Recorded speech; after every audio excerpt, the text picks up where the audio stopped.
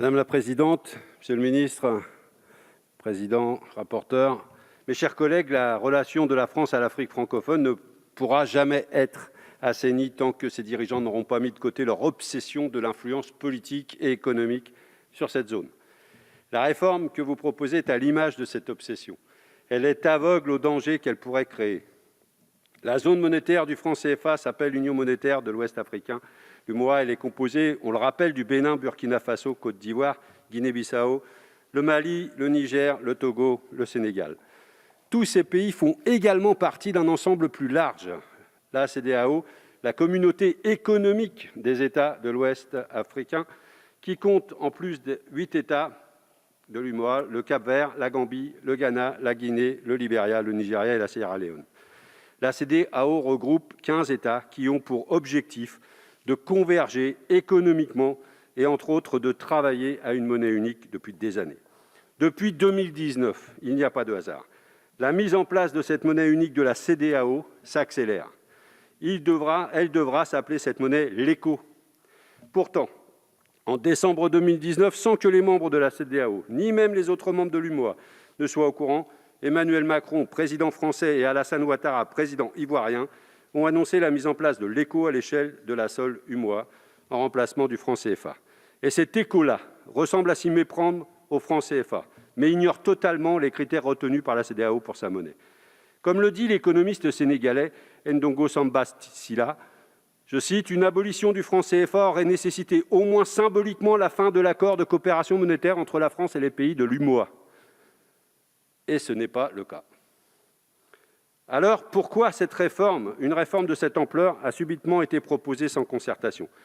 Il y a, à mon sens, deux explications. La première, c'est sans doute parce que la CEDEAO avait un calendrier de réforme monétaire qui s'accélérait. Face à cette accélération, la peur française de perdre notre influence dans cette zone s'est réveillée. Les dirigeants français ont donc choisi de torpiller le projet de la CEDEAO, comme l'a dit l'économiste sénégalais Damba Moussa Dembélé.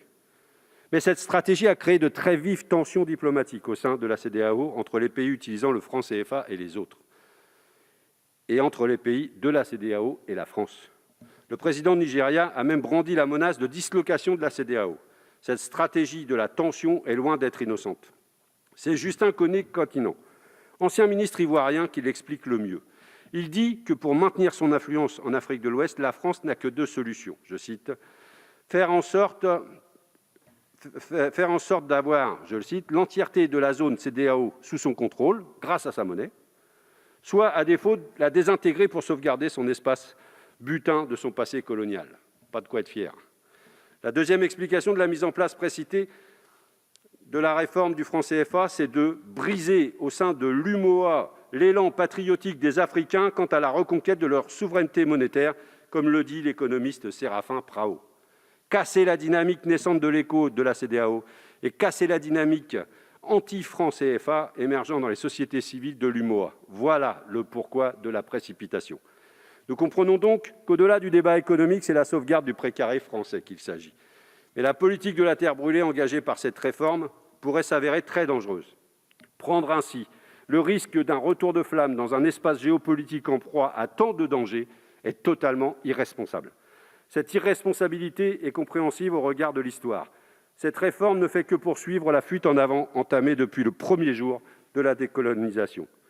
D'ailleurs, le 19 juillet 1961, ici même, le député communiste Paul Sermolacci disait, à l'occasion du débat sur le traité mettant en place l'UMOA, je cite, « Les peuples d'Afrique aspirent à une véritable indépendance, sans restriction, sans arrière-pensée. Vouloir aller contre ce courant, c'est aller à de nouveaux déboires. Nous nous refusons de cautionner votre politique. Notre position est claire, disait-il. Nous sommes pour de véritables rapports de coopération qui ne peuvent se concevoir et être durables sans une totale indépendance. » Il allait même jusqu'à critiquer le fait que certaines élites africaines étaient corrompues par la France pour mieux faire accepter au peuple les décisions impopulaires exigées par Paris. Cela n'existe heureusement plus aujourd'hui. Raymond Devos rajouterait « quoique ». Force est de constater que près de 60 ans après cette intervention, nous voyons encore quotidiennement dans cette zone de l'Afrique les déboires dont les députés communistes parlaient. C'est pourquoi nous appelons à voter contre ce projet de loi, en espérant que, cette fois-ci, le pouvoir entende réellement cette mise en garde.